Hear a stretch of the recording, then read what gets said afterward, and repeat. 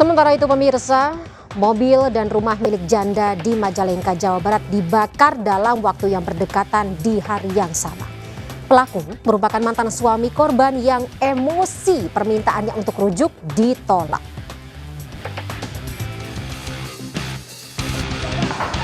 Allahu Akbar.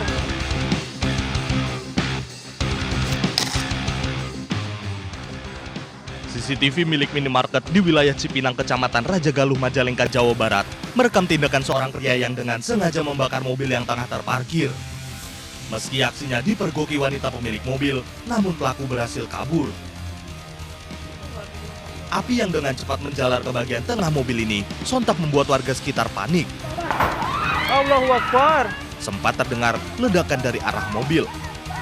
Warga berhasil memadamkan api meski dengan peralatan sederhana. Dari keterangan pemilik mobil Yeni Susilawati, 44 tahun, warga desa Kumbung, Kecamatan Rajagaluh, pelaku yang membakar mobilnya tak lain mantan suaminya Ikin Sadikin, 38 tahun, alias Bonang. Tidak puas hanya membakar mobil, Sadikin pun menyasar tempat tinggal mantan istrinya yang berada di Blok Ahad, desa Kumbung. Menurut Yeni, tindakan yang bisa mencelakai diri dan anaknya itu dilakukan Sadikin setelah ajakannya untuk rujuk selalu ditolak Yeni.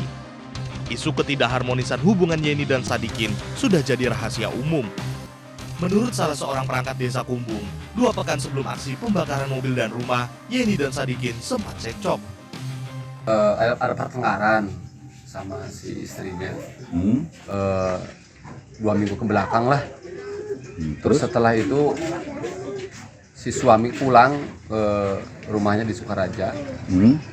Tapi menurut informasi keluarga, emang setelah beberapa hari ada kesini lagi sendiri, Pak. Suaminya ya menyerahkanlah ke pihak keluarga. Terus?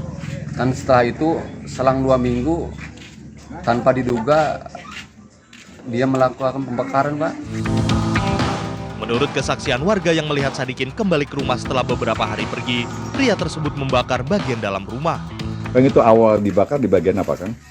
Dalam, Pak. Di dalam. Artinya si pelaku sengaja masuk? Iya, sengaja masuk. Dengan bekal bensin itu gimana? Kayaknya sih bekal bensin, Pak. Kayak bawa plastik soalnya. Plastik hitam, ya. Jadi yang awal pertama di ruang tengah? Di ruang tengah, Pak. Di ruang. Bagi Yeni, apa yang dilakukan mantan suaminya itu bukan lagi sekedar ancaman, namun perbuatan yang disengaja untuk melukai dirinya. Pasalnya sejak memutuskan untuk berpisah, pelaku sering meneror dan menebar ancaman. Salah satunya mengancam akan menyiram air keras. Awal-awalnya sih dia neror, katanya di mana. Saya kan mau ngapain? Dia katanya saya pengen ketemu sebentar aja, kan saya udah diancam. Udah diancam mau dibanjur katanya muka lu sama air keras. Kan saya takut ya. Nggak mau, kata saya. Udah nggak mau. Ntar aja. Sesaat sebelum pembakaran, Yeni mengatakan pelaku kembali mengancam dirinya untuk mengajak bertemu. Hal itu disampaikan pelaku melalui telepon saat Yeni bersama anaknya dalam perjalanan pulang dari bengkel. Namun karena mengetahui tabiat mantan suaminya, Yeni kembali menolak dengan berbagai alasan. Begitu tiba di wilayah Cipinang, Yeni menghentikan laju mobilnya untuk mampir di sebuah minimarket untuk membeli makanan. Saat itu Yeni tidak tahu jika mantan suaminya Sadikin telah mengetahui keberadaannya. Dari pantulan kaca minimarket, Yeni melihat Sadikin mendekati mobilnya dan langsung menyulut api. Meski sempat mengejar dan meneriakinya, pelaku berhasil kabur. Menurut Yeni, mantan suaminya itu memang dikenal nekat. Bukan kali ini saja pelaku berhasil menguntit korban dan berusaha mencelakainya. Saking apa, ya Allah, udah nggak kuat gitu ya. Tiap hari diancam, tiap malam ditelepon nggak diangkat, dia datang ke rumah. Nomor WA diblokir, dia datang ngancam. Kan takut di mana-mana kalau lagi bawa mobil, dia langsung cegat. Di jalan, iya. Mau ke Alfa, turun dari mobil. Jalan. Baru juga megang ini nih. Ituan apa namanya? Pintu. Pas kaca kan kelihatan gitu. Kelihatan dari kaca, makanya ya ini nengok gitu. Langsung aja. Yeni tidak menyangka jika mantan suaminya pergi untuk mendatangi rumahnya dan melakukan perbuatan yang sama. Saya kan nyamperin Yeni lagi kebakaran mobil itu kan. Ada telepon dari istrinya. Kenapa? Ini rumah katanya dibakar. Jadi belum sempat kan adik saya kan. Adik saya baru nyampe langsung ditelepon. Langsung ya Allah. Akibat perbuatan suami ketiganya itu, sebagian besar bagian dalam rumah Yeni hangus. Ini ruang tamu yang kena kebakaran kemarin. Semua habis. Sama barang-barang yang ada di dalam rumah udah habis. Dinding-dinding semuanya juga rusak, kaca semua habis. Jadi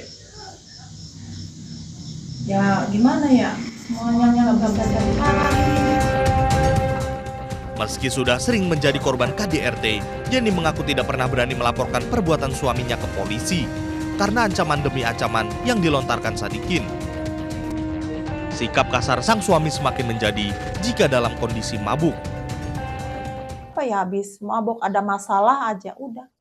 Dia suka ngancam nih, katanya kirim foto jelek gitu ya, foto muka yang habis disiram air keras kayak gini, begini-begini. Jadi dia tuh pinter kalau ngomong tuh, nggak langsung ngancam nih kamu mau diiniin. Minta kan habis nyerahin ke keluarga Yeni kan, tersangka itu kan malamnya, besoknya ngancam, pengen balikan lagi. Kalau nggak balikan lagi mobil lu sama rumah lu katanya gua bakar. Katanya dia tuh nggak takut sama polisi, silahkan katanya kalau gua keluar dari penjara lebih parah lagi. Yeni berharap Sadikin dapat mengambil pelajaran dari tindakan kriminal yang dilakukan terhadap dirinya. Wanita yang bekerja sebagai tukang kredit ini juga berharap bisa memperbaiki rumahnya dan kembali tinggal bersama anak-anak.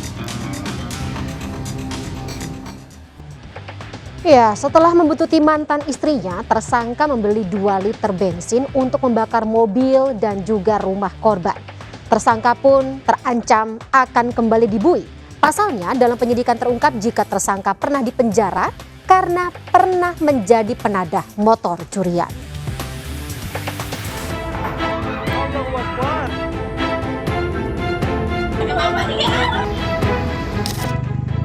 Ikin Sadikin, 38 tahun akhirnya menyerahkan diri ke Polres Majalengka, Jawa Barat pada Rabu malam 8 Mei. Kedatangannya ditemani mantan kepala desa serta petugas Intelkam. Sikap kooperatif Sadikin dilakukan demi mengikuti saran orang tuanya. Dari keterangan pelaku, polisi kemudian menyita minibus yang dikendarai pelaku untuk mencapai 2 lokasi pembakaran, yakni di Cipinang untuk membakar mobil, serta Desa Kumbung untuk membakar rumah mantan istrinya Yeni Susilawati.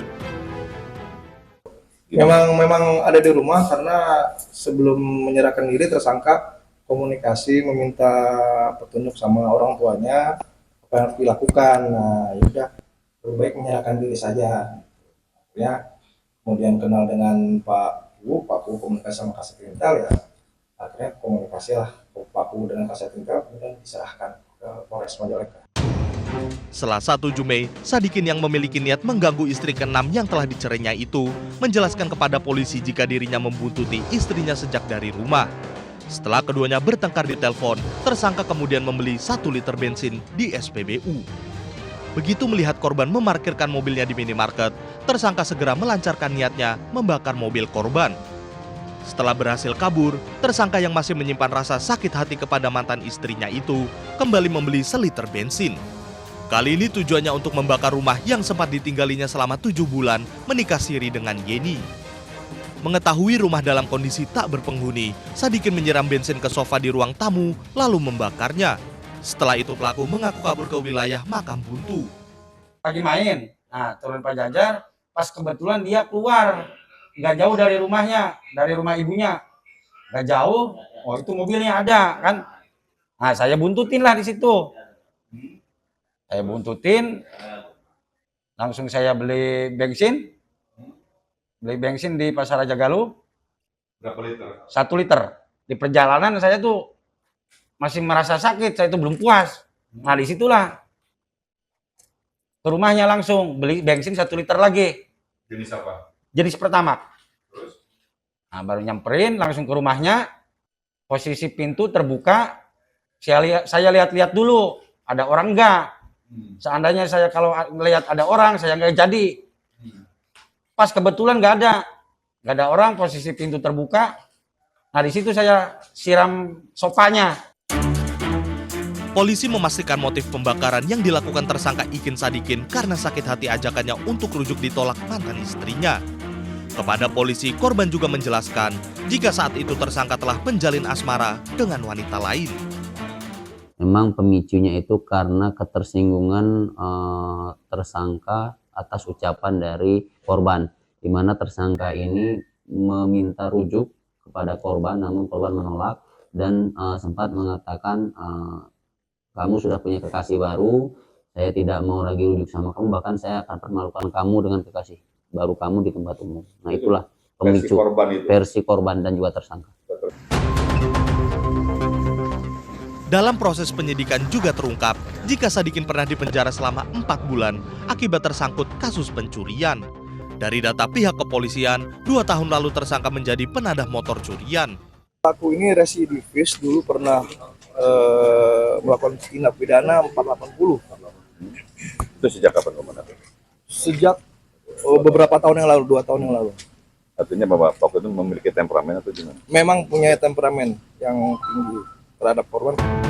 Tersangka dijerat pasal 187 tentang perbuatan yang disengaja menyebabkan kebakaran, serta pasal 406 dengan ancaman 12 tahun penjara.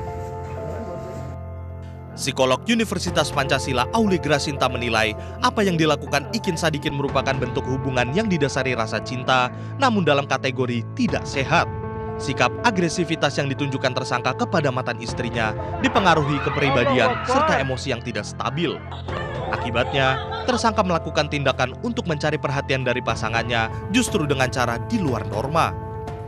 Nah, biasanya orang yang memiliki kondisi moral yang bagus itu kemudian akan mempertimbangkan bagaimana konsekuensi logis dari apa yang dilakukan. Sementara orang yang kondisi moralnya tidak terlalu bagus atau tidak berkembang dengan optimal, maka dia akan lebih mendahulukan hal-hal yang sifatnya emosional daripada berpikir secara rasional dalam pengambilan keputusan.